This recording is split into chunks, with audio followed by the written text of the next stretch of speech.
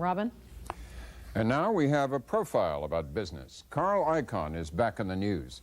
Icahn is the man who's been changing the face of American business with his threatened or actual takeovers of dozens of companies. Recently, he arranged a blockbuster deal to take over Trans World Airlines. The price is now close to $1 billion, which he's still raising. This week, he was reported out scouting for another $500 million, perhaps to finance further acquisitions. Carl Icahn is not an easy man to get near. He rarely gives interviews, none that we know of on national television. But correspondent June Massell got Icahn to talk for this NewsHour profile.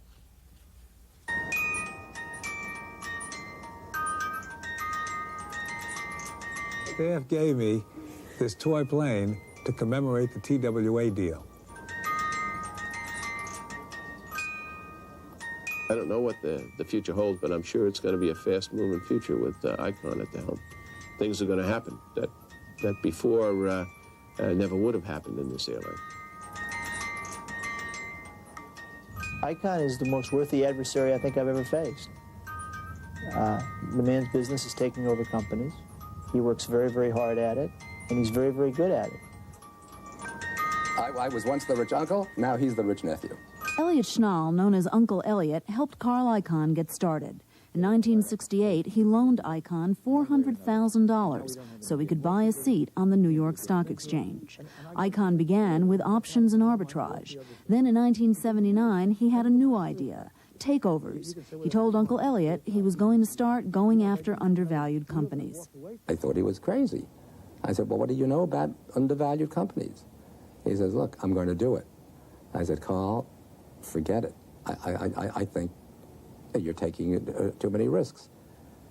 And Carl said, in risk there is reward, and I'm going to do it.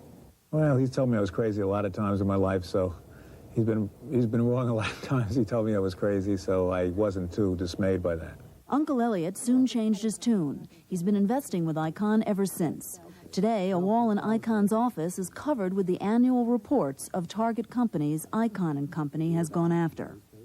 Most of the targets fought back, either finding a more friendly suitor to merge with or paying Icahn to go away, buying back his stock at a premium price.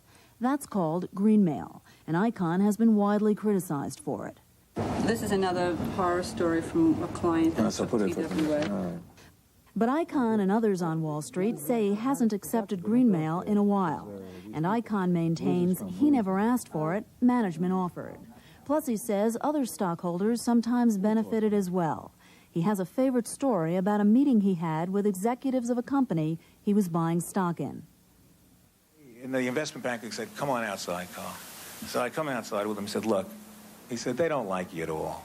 If you start buying more stock, we're going to dilute the hell out of you. He said, now on the other side of the coin, we'll give you don't have the stock too long, we'll give you a $10 million profit to walk away. He looks at me and says, do you want some time to think about it? I said, no, I'll take the $10 million. Icahn & Company has accumulated enough capital now that they don't have to sell back. Icahn's senior vice president, Al Kingsley, is constantly on the lookout for new deals. Somewhere under all this paper sits the germ of a new idea. The Icahn strategy is to look for undervalued stocks, stocks that sell below the true value of the company. I only buy stocks that are down, related to assets. If the stock goes up, you don't see me around, because there's no bargain, and I only buy a bargain. While Icahn has waged many hostile takeover battles, he's only actually taken control 3 times. But in all cases, his company has made money, as much as $25 million on a deal. The first target Icahn went after was Tappan Stove. That same year, 1979, he bought his first small company, Bayswater Realty. Next came a series of lawsuits and raids on some big names, like Marshall Field, Hammermill Paper, Dan River, and American Can. In 1984, he bought his second company, ACF, a Fortune 500 railroad car manufacturing and leasing firm. After that, more takeover battles for Phillips Petroleum, Uniroyal, and TWA. In September of '85, he signed his third merger agreement with TWA. Ironically, just 1 year earlier, TWA's in-house magazine ran a story called Who's Afraid of Carl Icahn? Apparently, they found out.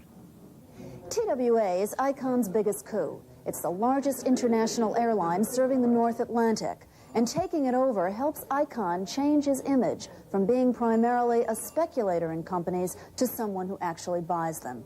I think his reputation on one level certainly has improved. I think more people see him as a man of his word and as a credible acquirer of companies than perhaps they did a year ago. He has to be considered as a true takeover threat. Michael Zimmerman is a partner at Solomon Brothers, a New York investment banking firm. He's worked on hundreds of takeover deals and recently represented TWA's management against Icahn. Of the people in his business, the people who are in the business of taking over companies, there's no one who is more persistent and more determined in what they do than he is. But determination was only part of it. Icahn managed to get something TWA's management could not get: labor concessions. The unions, pilots and machinists, agreed to approximately 20% in salary cuts in exchange for a small piece of the company if Icahn took over. They wanted Icahn to come in because TWA had announced a merger with Texas Air President Frank Lorenzo. Lorenzo was known for being tough on unions. I think Icahn's done everything he told us he would do. He's never reneged on anything he said he'd do. And he's a breath of fresh air, you see, in the business for us. I really believe that one of the problems in the industry is, and TWA is guilty of this, was guilty of this, that the real high echelon of management, the real top management, don't get into the pits and sit down with these guys and negotiate with them. Icahn spent the summer in negotiations, frequently on weekends and frequently till 6 o'clock in the morning. While investment bankers and lawyers were with him, advising him, Icahn believes his presence kept negotiations going. And if I weren't there to say, wait a minute, fellas, and I go to my lawyers and say, hey, fellas, now come on. This is childish. Will you sit down? I'm paying your bill. Will you get down here? And the lawyer say, okay, Carl, sure. And then I go and I see the pilots, and I say, come on, you're being childish. So you said, the lawyer said this and you said that because, you know, you're working for 18 hours at a time. Feelings get high. But obviously I had a lot riding on this because I wanted to do it. One man who didn't want Icahn to do it was Ed Meyer, former president of TWA. Carl Icahn had 17 or 18 practice runs before he started in on us.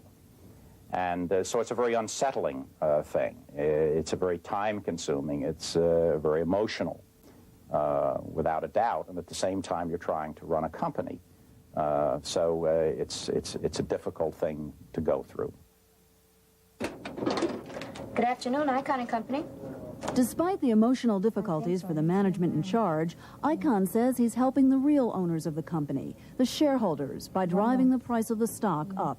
When we bought TWA, started buying it less than a year ago, the stock was $8.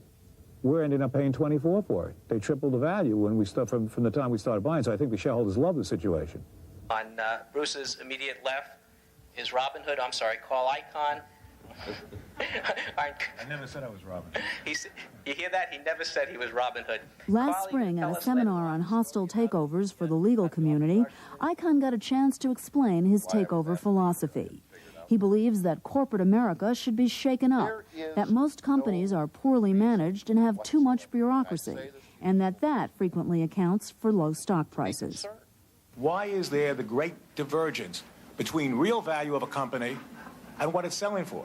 Ask yourself, why will somebody be willing to pay $60 for a Phillips Petroleum without management, but only $35 with management? What does that say about management? It's sort of simple. A corporation plus management is worth half of what a corporation is worth without management. Icahn also attacks what he calls the corporate culture, with its perks of jet planes, golf courses, and high salaries.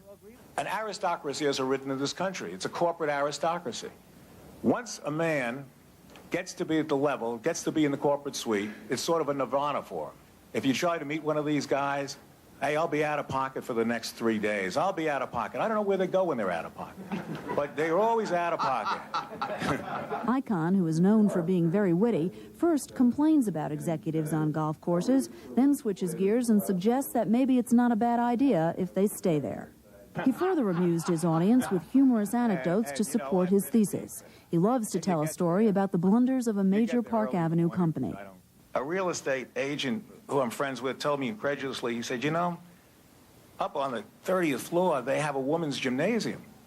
And I said, well, that's sort of lousy. He said, you know, they spend $100 a foot to have a whole floor that's a women's gymnasium. This is a true story.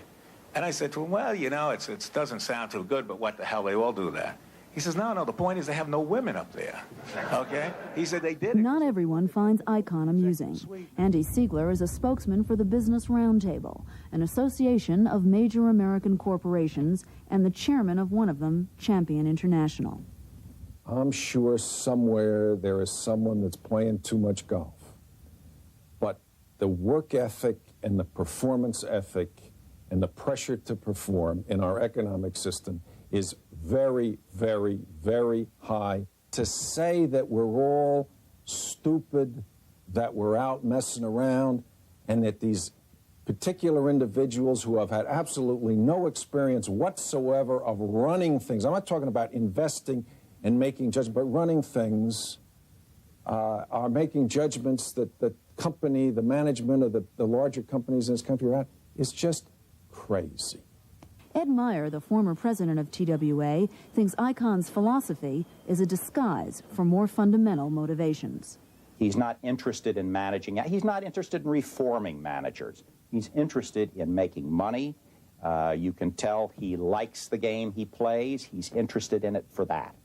Part of my values is to make money, and I can't change my values. I mean, some people love art, you know, love to paint. If a great painter loves to paint, well, you can't, what do you do, criticize him because he likes to paint? Well, hell, I was born up with my values to make money. But what makes me happy or fulfilled about it is that I also believe that I'm making money but doing the right thing. Hey, how you doing? How are you? Icahn is a wealthy man today. He won't say what he's worth, but some estimate it's in the hundreds of millions. Well, you ready to hit a few, Peter? Sure. He lives on a large estate in a New York suburb and sometimes finds the time to play tennis at home with a friend. The only child of a middle-class family, Icahn did not always enjoy such prosperity. Growing up, there were no private tennis courts or English gardens to walk through. Icahn grew up in New York, here in the Bayswater section of Queens, geographically a short distance from Wall Street, but psychologically a totally different world. Neither of Icahn's parents was involved in the world of business or finance.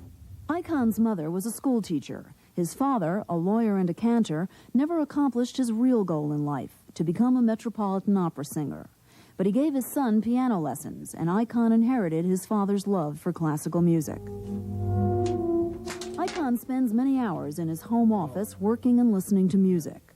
In college, at Princeton, he was a philosophy major and won a prize for the best senior thesis, a complex work on the empiricist criterion of meaning, something Icahn says he could never understand today. What do you think's more complicated, this or putting together a TWA deal?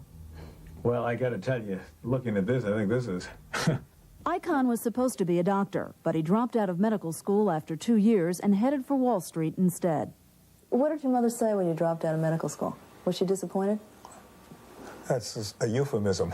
I would say you're putting it euphemistically. What did she say? Well, you know, you needn't come home anymore. You made the great mistake of your life. Icahn's mother is proud of him today, but Icahn feels his late father, a champion of the lower classes, might have some reservations.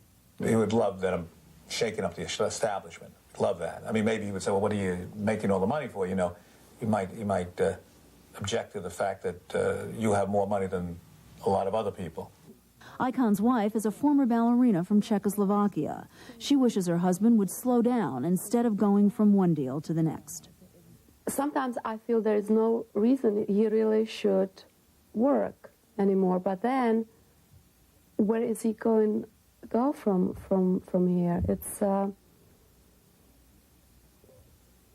know, regular family.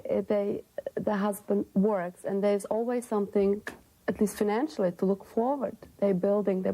I mean, here it's not. I mean, how much more if he makes? It's not going to make any difference. The point is that he doesn't need any more money. But it's the game, as he says. What do you need this for? Well, it's a good question. It's a good question. What do you think the answer is? Well, it's like in a game. I mean, the money is like the chips or the points or something. I think it's not just the money. No, it's part of the game. But you sort of really are, in a sense, fighting a very strong establishment, and it becomes exhilarating to see if you can outmaneuver them.